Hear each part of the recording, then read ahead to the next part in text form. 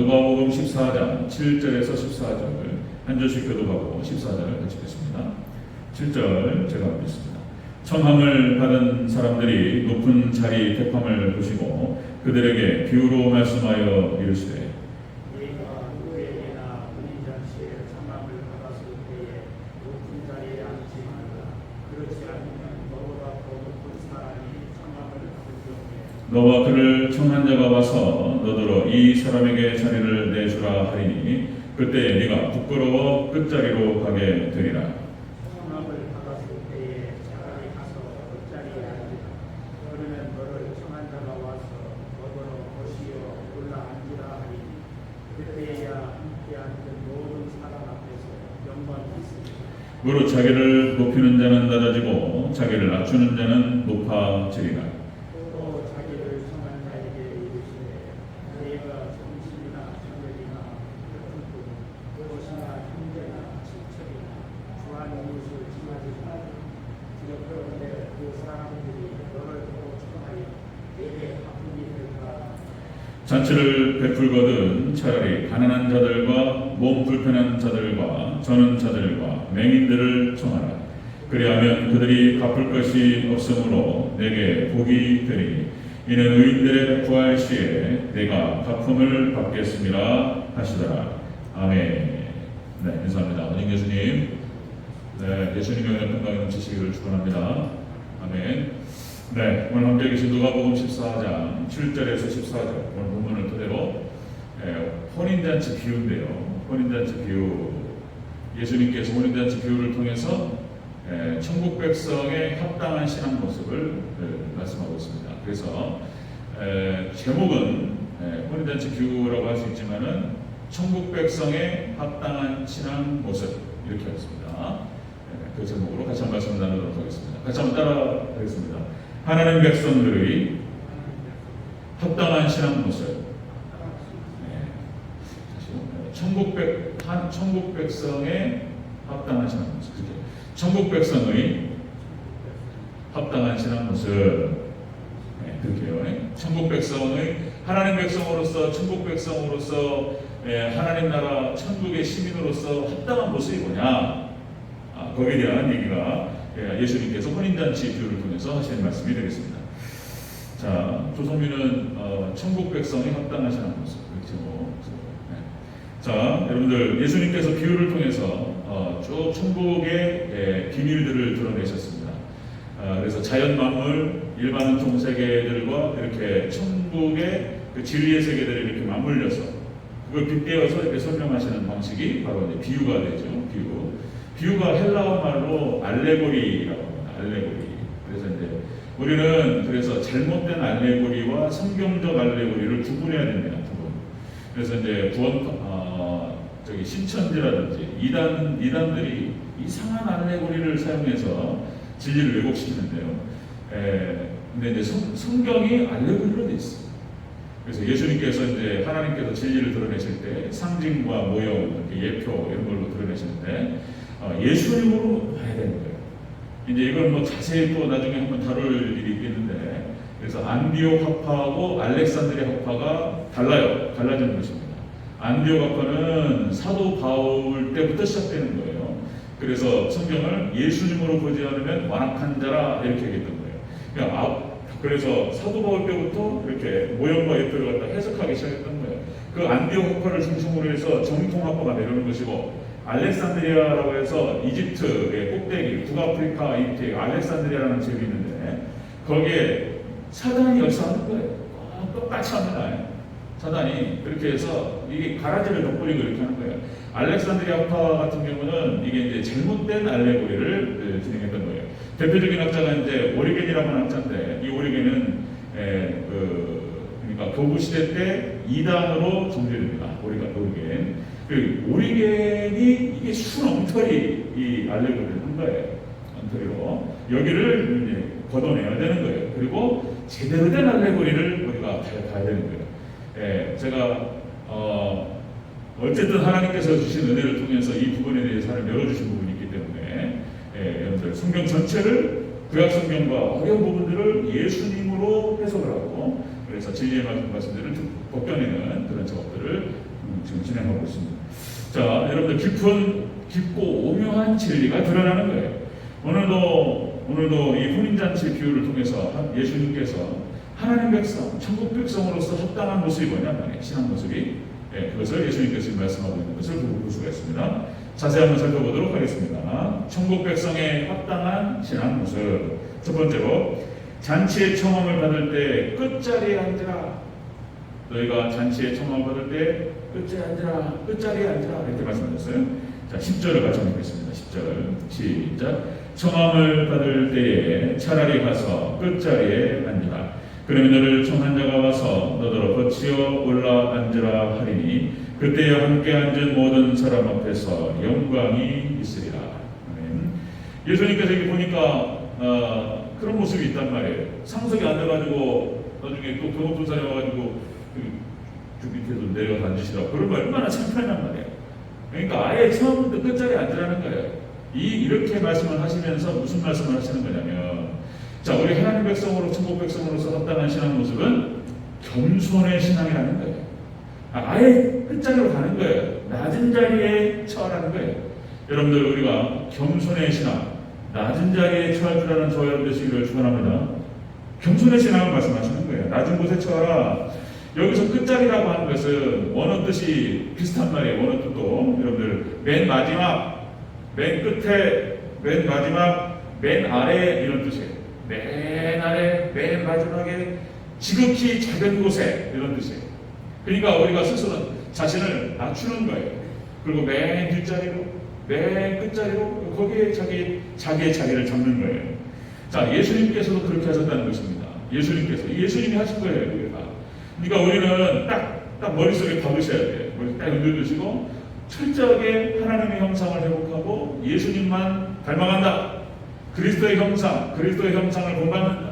예수님만 따라가고 예수님만 닮아가고 예수님만 바라보고 예수님만 쫓아가고 예수님께서 그렇게 하셨다는 것입니다. 여러분들 빌립보서 2장 보시면 역시 5절과 8절에서 그리스도 예수의 마음. 이것도 우리 박종 장로님 오늘 찬양을 앞에서 끌어가셨는데 오늘 본문 묵상하고 제가 볼 때 또 그런 거예요. 본문을 깊이 묵상하고 찬양 잡았다는 생각이 드는 거예요. 그러니까 이제 정확하게 찬양하고 오늘 본문하고 맞았어요. 자, 그리스도 예수의 마음에 주님의 마음을 본받는 자. 그리스도의 마음은 어떤 마음이냐? 빌립보서 2장 5절 8절. 자, 하나님과 동등됨을 취할 것으로 여기지 아니하시고 하나님의 본체이신 그 예수님께서 오히려 종의 형체를 가지사 사람들과 같이요. 하나님께서 사람의 옷을 입었다. 그리고 죽기까지 십자가에 죽기까지 복종하셨다. 예수님께서는 계속 당신 자신을 낮추셨어요. 그리고 예수님께서는 본을 보여주셨어요. 우리 예수님의 제자들이 이 땅을 지내면서 어떻게 살아가고 어떠한 삶의 자세로 이 땅을 살아가야 할지를 예수님 친히 보여주셨다. 여러분 스스로 더 낮추고 더 낮은 자리로 나아가는 저와 여러분 되시기를 축원합니다. 그게 어려워요. 종이 되는 것이 섬김의 자리로 간다는 것이 그죠? 오늘 자 11절 다시 한번 읽어볼까요? 11절 시작. 무릇 자기를 높이는 자는 낮아지고 자기를 낮추는 자는 높아지. 아멘. 그러니까 스스로 낮추는 거예요. 자, 그리스도의 피와 예수님의 겸손을 볼 수가 있습니다. 우리 천국 백성으로서의 합당한 신앙 모습은 바로 겸손의 신앙이라는, 겸손 아무리 강조해도 지나치지 않는다는 것이죠. 겸손의 신앙 모습. 자, 여러분들 성경에 나타나는 이 겸손이라고 하는 것은 피조물로서의 자리를 지키는 거예요. 하나님의 피조물로서, 하나님의 창조물로서의 그 자리를 지킬 때 가장 아름답다는 거예요. 인간이. 그것이 겸손이라고 하는 것입니다. 역시 여러분들 잘 아시지만 다시요. 오만한 자의 시편 1편에 나타나는, 시편 1편 복 있는 사람, 악인의 길을 따르지 아니하며 죄인의 길에 서지 아니하며 오만한 자가 자리에 앉지 않아요. 그죠? 오만한 자가 자리라고 하는 것은 바로 하나님의 자리를 말하는 것이고, 오만과 교만이라고 하는 것은 그 자리는 하나님의 자리. 자기가 하나님이요. 그냥 자기가 하나님. 자기가 다 평가하고 판단하고 왜 그러냐. 안 된다는 거예요. 그 자리 하나님께서 싫어하신다는 거예요. 그러니까 오만, 그 다음에 사도 바울도 이제 자만이라고 하는 말과 자고라고 하는 말이 또 동일어요. 그러니까 하나님께서 사도 바울을 자고하지 않게 하시기 위해서 육체의 가시를 허락하셨다 이렇게 기록가 있어요. 여러분들 사도 바울이 하나님께 받은 은혜가 너무 커서 지식이 풍부하고 그죠? 하나님의 그 비밀의 세계들을 깨달은 게 많고 네? 하나님의 사도 바울을 통해서 성경을 기록하게 하시고 그죠? 많은 은사를 받아서 방언의 은사와 예언의 은사와 그죠? 직접 올라와 천국을 보고 막 이랬던 사람이에요. 그러니까 사도 바울이 교만하거나 또 자만하거나 자고하지 않게 하시기 위해서 육체의 가시를 허락하셨다 이런 기록이 나오죠. 그러니까 교만하면 망하는 거예요. 역시 이제 사탄, 루시퍼, 역시 천사장으로서 하나님의 자리에 앉으려고 했다는 것입니다. 버림받는 거예요. 역시 또 아담이 하나님같이 되고자 해가지고 선악과를 까먹고 버림받는 거예요. 하나님의 자리에 앉는 것은 패망의 지름길인 거예요. 자, 잠언서 16장 18절에 이렇게 나오죠. 교만은 패망의 선봉이요 거만한 마음은 넘어짐의 앞자예요. 그러니까 이 겸손이라고 하는 것은 아무리 강조해도 지나치지 않고 교만이라고 하는 것은 아무리 경계해도 지나치지 않는 게 교만이다. 그죠? 겸손하게 자신을 낮추고 하나님을 숨기고 주체를 숨기는 저와 여러분 되시기를 축원합니다. 교만을 조심해야 돼요. 잠언서 21장 24절 무례하고 교만한 자를 이름하여 망령된 자라 하나니 무례해요. 예의가 너무 예의가 없어요.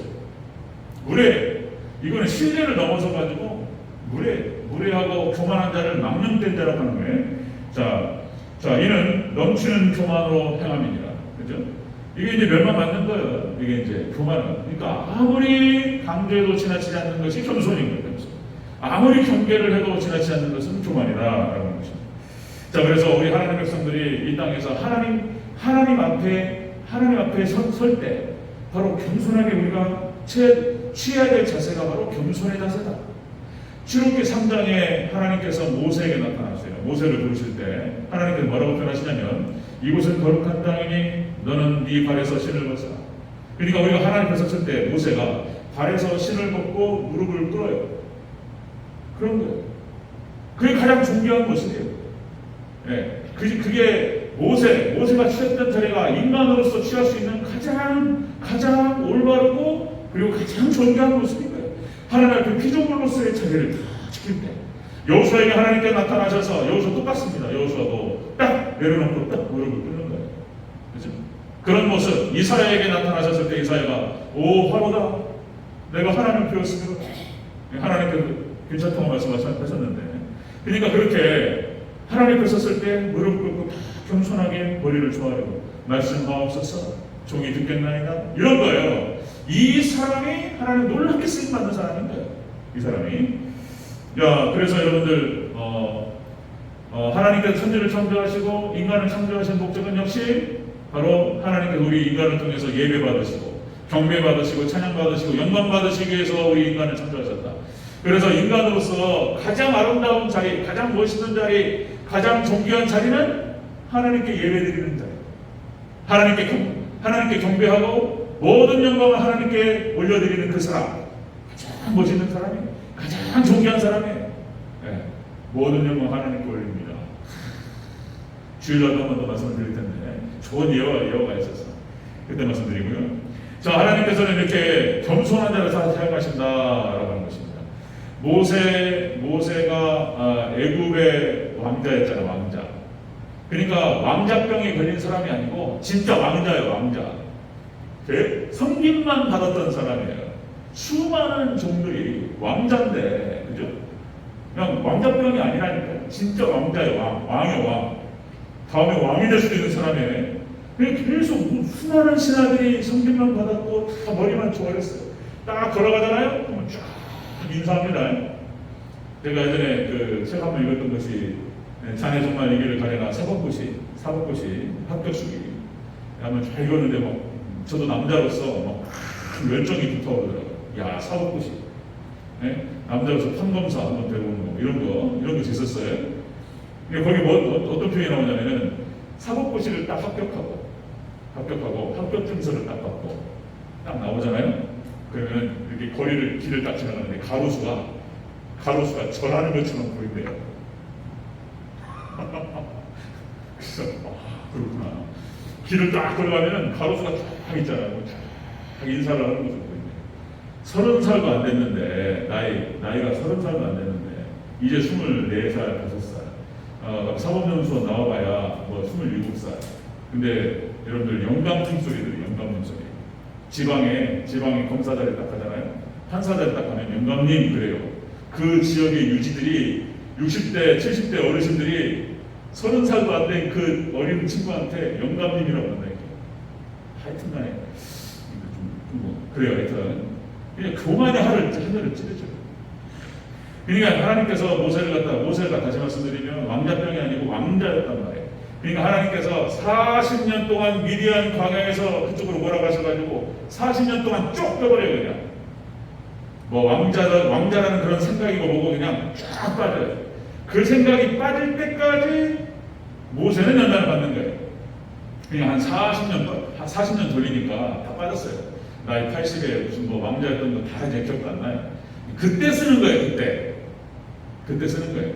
하나님께서 겸손한 자를 쓰십니다.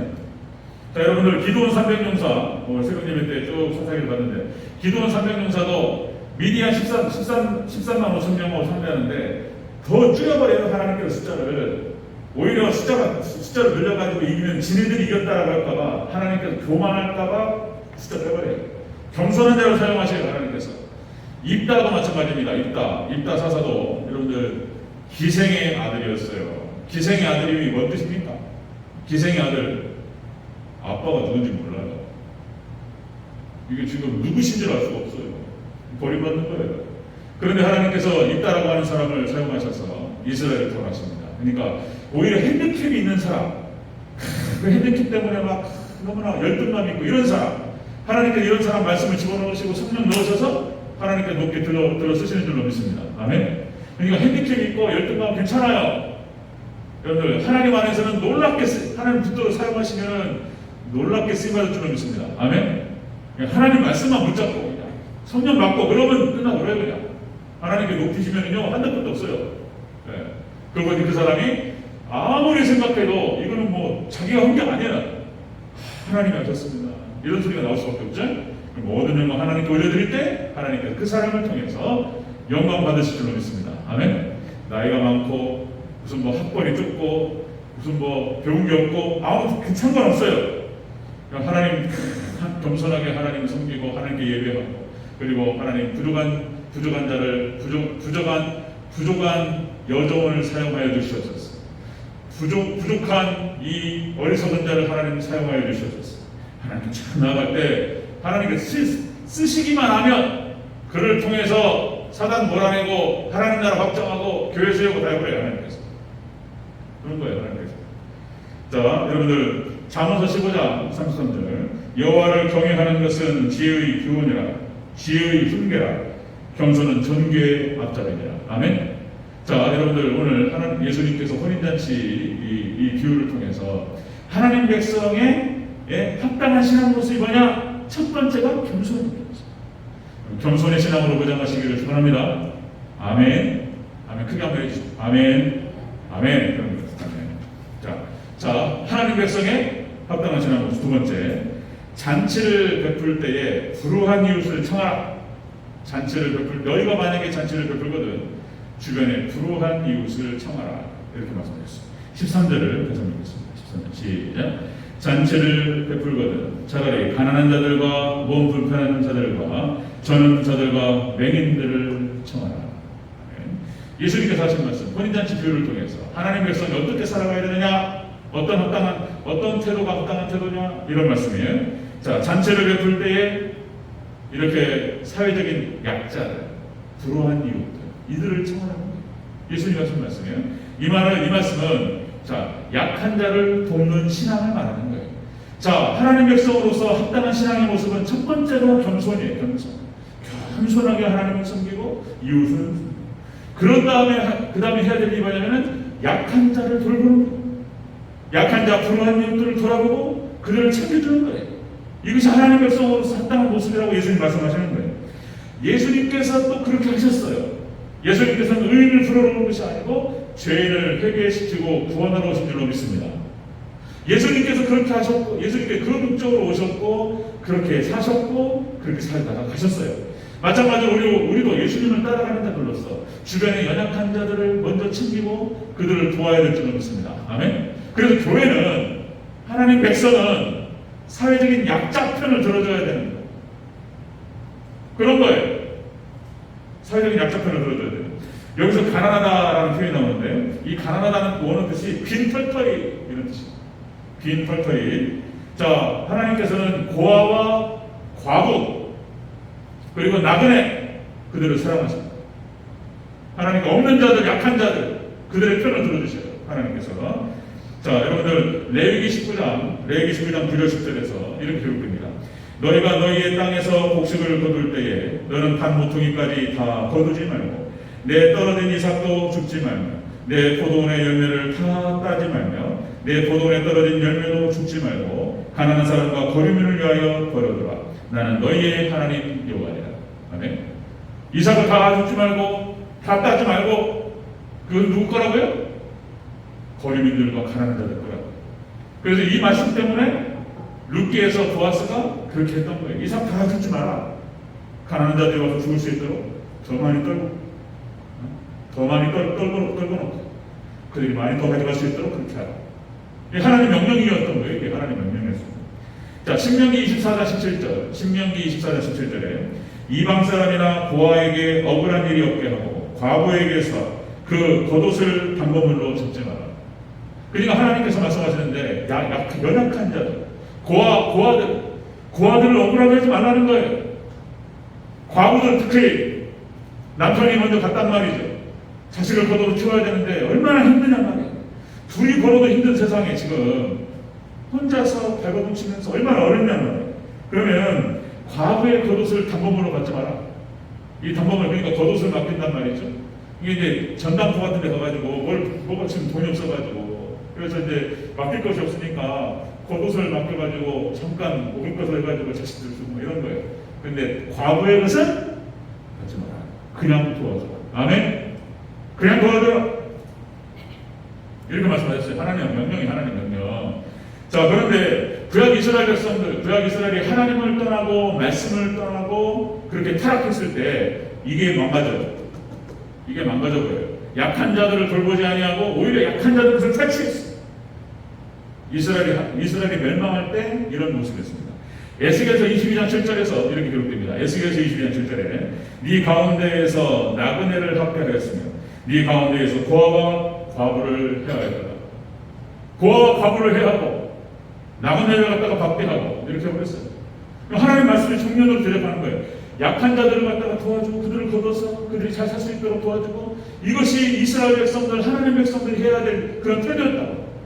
그런데 세상에 이스라엘이 타락하고 하나님 떠나니까 뭔 일이 벌어졌냐? 약한 자들을 갖다가 탈취해. 고아와 과부 것을 해. 하나님께서 멸망하려고 그러는 거예요. 멸망하기 직전의 모습이 바로 이스라엘 백성들의 모습이 그랬습니다. 여러분들, 우리 교회 하나님 백성들은 어떻게 해야 된다고요? 겸손하게 자신을 낮추고 약한 자들의 편에 서는 우리 대전절교회 이루셔 여러분으로 축원합니다. 약한 자들의 편에서 그런 거죠. 자, 여러분들, 구약 이스라엘이 멸망 당시에 그런 모습이었는데, 역시 이제 신약교회의 모습은 또 달라지죠. 성령님께서 찾아오셨습니다. 예수님께서 오셨고, 그리고 성령께서 임하셨습니다. 그리고 초대교회가 천국이 되어버렸어요. 사도들을 통해서 말씀이 선포되고, 그리고 그 선포되는 그 말씀 가운데 성령께서 임하셨어요. 오순절 성령 강림, 그리고는 사도행전 2장 사건, 완전히 그냥 초대교회가 천국이 되어버려요. 그 다음에 천국 된 다음에 딱 벌어지는 일이 뭐냐? 그게 바로 구제예요. 구제가 다시 시작되는 거예요. 자, 사도행전 2장 44, 45절. 믿는 사람이 다 함께해서 모든 물건을 서로 통용하고 또 재산과 소유를 팔아 각 사람의 필요에 따라 나누는 구제에 힘썼습니다. 가난한 자들, 과부들을 갖다 걷어먹이고 자기 재산을 팔아가지고 나눠서 이런 일이 벌어버린 거예요. 여러분들, 하나님께서 임하시고 말씀께서 임하시고 성령께서 임하실 때에 이런 놀라운 은혜가 이루어질 줄로 믿습니다. 우리 대전제일교회도 이런 축복이 있기를. 사도행전 6장에 보니까 안수집사 7명을 세워요. 안수집사 7명을 세우고 거기에는 스데반 집사, 빌립 집사, 훌륭한 안수집사들이 있었습니다. 이 안수집사 7명을 세운 목적이 뭐였습니까? 목적이 구제예요. 목적이 구제. 사도들이 말씀과 기도에 집중하고 다 할 수가 없었기 때문에 사도들을 도울 수 있는 돕는 사람들을 갖다가 하나님께 세우게 하셨어요. 그래서 안수집산 7분을 세우고 그 7명이 전도 그리고 구제에 있었습니다. 그죠? 구제가 목적이에요. 전도가 목적이에요. 자, 사도행전 10장 하나만 더 말씀드리면 사도행전 10장 2절 4절 고넬료 가정. 고넬료 가정이 베드로를 영접하고 고넬료와 그의 가정이 구원을 받죠. 그런데 그가 구원받았던 그 이유가 뭐라고 기록됩니까? 사도행전 10장 2절 4절 그가 기도와 구제에 힘썼습니다. 그랬던 사람이에요. 겸손했던 사람이고 로마의 장교였어요. 직책이 높았어요. 그런데 하나님을 잘 섬겼고 기도했던 사람이고 구제했던 사람이에요. 그러니까 그것이 그 사람의 기도와 그 사람의 구제가 자기를 구원하는 거예요. 여러분 우리가 겸손하게 낮추고 그리고 가난한 자들을 돕고 우리가 보살필 때 그것이 우리를 구원시키는 일인 줄 믿습니다. 아멘. 예수님 그렇게 말씀하셨어요. 선한 사마리아 사람 비유 그것 말씀하시면서 너희도 이와 같이 하라. 너희도 강도 만나는 사람들에게 이웃이 되어주라. 아멘. 우리 대전절교회 이렇게 정말 연약한 자들, 사회적인 약자들, 불우한 사람들 이런 사람들에게 이웃이 되어주는 우리 대전절교회 되기를 제 이름으로 축원합니다. 아멘. 천국 백성으로서 합당한 모습을 예수님께서 말씀하셔요. 혼인잔치 비유를 통해서 그죠? 겸손의 신앙 그리고 연약한 자를 돕는 신앙 그렇게 잘 섬겨 예수님 말씀하셨어요. 마지막 세 번째입니다. 세 번째 천국 백성에 합당한 모습. 자, 의인들이 부활할 때에 가품을 받으리라. 너희가 그렇게 잘 섬기고 구제하면 하나님께 갚아주시리라 이런 말씀하셨습니다. 14절을 다시 한번 읽겠습니다. 14절 시작. 그리하면 그들이 갚을 것이 없으므로 내게 복이 되리니 이는 의인들의 부활의 시에 네가 갚음을 받겠음이라 하시더라. 아멘. 예수님께서 오셔서 예수님께서 재림하실 때 너희가 부활할 때에 너희가 천국 상급의 축복을 주시겠다. 천국 상급을 바라보는 신앙을 말하는 거예요. 이렇게 말씀하신 거예요. 너희가 하나님의 갚음과 하나님의 축복과 천국의 상급을 바라보면서 이렇게 하라는 거예요. 천국의 하나님의 하늘의 신령한 복과 땅의 기름진 복 천국의 상급을 바라보면서 너희 것을 나누어서 구제하라. 다 먹어도 시원찮은데 사람 욕심이라고 하는 것이 끝이 없잖아요. 끝이 없어요. 이 탐욕이라고 하는 것이 100억을 갖잖아요. 여러분 얼마나 돈을 가지면 만족하시겠냐고요. 인간이 여러분 얼마를 가지면 만족하시겠습니까? 100억을 갖잖아요. 목표가요 1000억이 돼요. 1000억을 갖잖아요. 만족 못해요. 1000억 가지면은요 이제 그죠? 2000억 갖고 싶고 3000억 갖고 싶고 조 단위인 사람들이 또 무시한단 말이에요. 또 이게 끝이 없어요. 그렇게 살다가 탐욕을 쫓아 죽는 거예요. 자, 여러분들 자 겸손하게 자신을 낮추고 가난한 자들과 연약한 자들을 돌보면서 하늘의 상급을 바라보면서 그렇게 하라. 예수님께서 하신 말씀입니다. 여기서 갚는다라고 했을 때, 자 천국 상급으로 하나님께 갚아주시겠다 이런 말씀하셨는데요. 이 갚는다라고 하는 것이 이런 뜻이에요. 보다받아 다시 돌려주다 이런 뜻입니다. 다시 하나님께 우리 것을 쪼개요. 나 혼자 먹기도 다 아깝잖아요. 닭 한 마리 다 먹잖아요. 우리 애들도 1인 1닭, 조성민 1인 1닭. 닭 한 마리 먹어요. 그죠? 닭 한 마리 혼자 먹기도 이거 다 먹는데 이걸 떼가지고 엄마 아빠 주고 동생 주고 형 주고 어렵잖아요. 자, 그런데 이렇게 자신의 것을 띄어서 남을 나눠주는 거예요. 그러면 뭐라고요? 하나님께서 다시 돌려주시겠다는 거예요. 이게 다시 돌려주시겠다. 그런데 다시 돌려줄 때 그러면 닭다리 2개 이렇게 돌려주는 게 아니고 이거는요 30배, 60배, 100배예요. 믿습니까? 그러면 예수님 약속이에요. 여러분들 30배, 60, 100배로 여러분들 보상받는 그런 복이 있으시길 축원합니다. 하나님 은혜예요. 이것이 쓰고 빌려주면 풍성해진다. 쓰고 빌려주면 풍성해진다. 하나님 은혜. 자, 여러분들 잠언서 19장 7절 이렇게 됩니다. 잠언서 19장 17절 가난한 자를 불쌍히 여기는 것은 여호와께 구워드리는 것이니 그의 선행을 그에게 갚아주시리라. 아멘. 하나님 갚아주시겠다. 그 다음에 시편 41편 1절 3절 가난한 자를 보살피는 자에게 복이 있으며 재앙의 날에 여호와께서 그를 건지시리로다. 여호와께서 그를 지키사 살게 하시리니 그가 이 세상에서 복을 받을 것이라. 가난한 자를 보살피는 자. 자, 여호와께서 그를 평상에서 붙드시고 누워있을 때마다 그의 병을 고쳐주시리라. 아멘. 하나님께서 갚아주시고 가난한 자를 보살피고 가난한 자를 돌보고, 여기 가난한 자와 약한 자는 특별하게 성경에서는 고아, 과부, 나그네 이렇게 표현하고 있습니다. 꼭 고아가 아니고 나그네가 아니고 과부가 아니래도 연약한 자들, 없는 자들, 사회적인 약자들, 노동자들, 그냥 일반 지배계급이 아니고 일반 평민들, 서민들, 연약한 자들, 우리 교회는 바로 그런 자들의 편에 서야 될 줄을 믿습니다. 아멘. 그런 자들의 편에 서고 그런 자들 돌보고 이렇게 해야 된다는 것이죠. 마태복음 6장 4절 하나님 보면요, 내 구제함을 은밀하게 하라. 은밀한 중에 보시는 너희 아버지께서 갚으시리라. 아멘. 구제하고 도와주면 하나님께서 갚아주신다고 했어요. 틀림없는 얘기예요. 하나님께서. 여러분들 미국, 또 영국과 미국의 얘기를 잠깐만 또 하면 그런 거죠. 여러분들 미국의 1800년대 초반에 1800년, 1840년까지 그리고 1860년대 미국에 엄청난 부흥의 바람이 불었어요. 그래가지고 미국 땅에 있는 수많은 범죄자들과 잘못된 것들을 그 부흥의 시기에 싹 청소를 하셨어요. 하나님께서. 미국의 부흥 시기에. 그 1700년대에 영국의 부흥과 산업혁명과 함께 미국 땅으로 그 부흥의 불길이 옮겨 붙었는데, 이렇게 미국의 1800년대 엄청난 부흥의 불길을 타고 선교로 불이 붙어요. 그 열매가 선교로 드러났어. 선교로. 그래서 그 놀라운 부흥의 물결과 선교의 물결을 타고 전 세계로 미국의 선교사들이, 영국의 선교사들이 다 들어갔습니다. 우리 한국에도 왔어요. 그렇죠? 그 선교사들이 그리고 그냥 그들의 선교와 그들의 모든 걸 다 하나님께 바치고 우리 한국 땅에 가서 바치고 그렇게 해서 선교를 해줬던 거죠. 근데 놀랍게 이렇게 여러분들, 자, 에서보드사별라 우리가 필라델피아 계시록 2장 3절에서 소아시아 7교회가 거기가 2000년 교회 역사를 통한다. 자, 에서보드사별라 필라델피아 교회 시대, 그러니까 선교 시대를 말하는 거예요. 영국과 미국을 중심으로 해서 그 부흥의 물결이 선교의 물결을 타고 내려올 때, 그때 미국과 영국은 최고를 달렸어요. 미국 역사를 한번 보세요. 선교하고 구제할 때 미국의 발전과 성장이 크게 달했어요.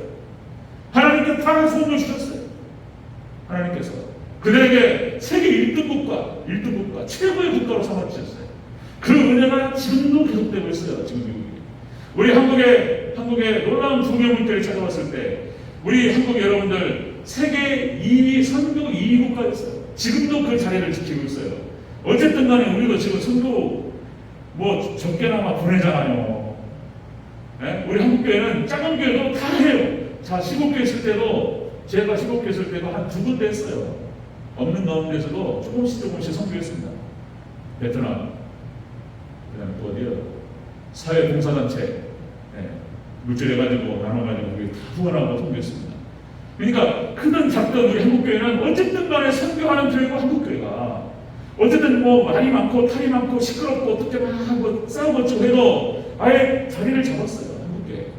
이렇게 해서 이렇게 선교하는 국가, 하나님께서 마찬가지입니다.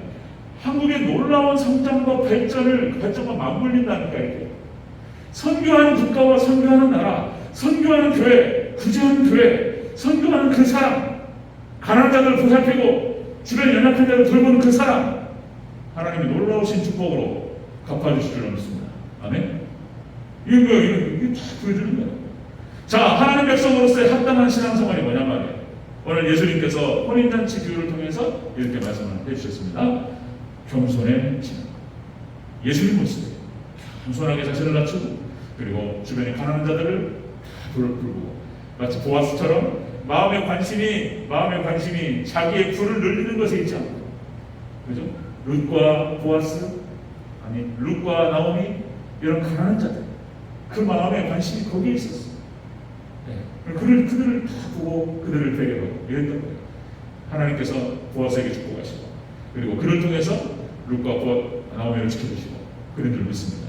이스라엘 백성들이 바로 처음에 이랬어요. 이스라엘 백성들이 하나님 잘 섬길 때는 이랬어요. 멋있었어요. 지금 미국이 그냥 하나님을 떠나고 엉망진창이 돼요. 한국교회도 여러 가지 어렵고, 그러나 여러분들 마지막 때 이제 한국교회 쓰세요. 마지막 때는 한국교회 쓰셔야 돼요. 그때 우리 대전제일교회도 정말 하나님 은혜가 충만하고, 그래서 주변에 연약한 자들을 돕고 겸손. 아멘. 그렇게 할 때 하나님께서 우리 대전제일교회를 사용하시고, 이 마지막 때 크신 일을 우리 대전제일교회 통해서 역사하시기를 주의 이름으로 축원합니다. 아멘. 네, 기도하겠습니다.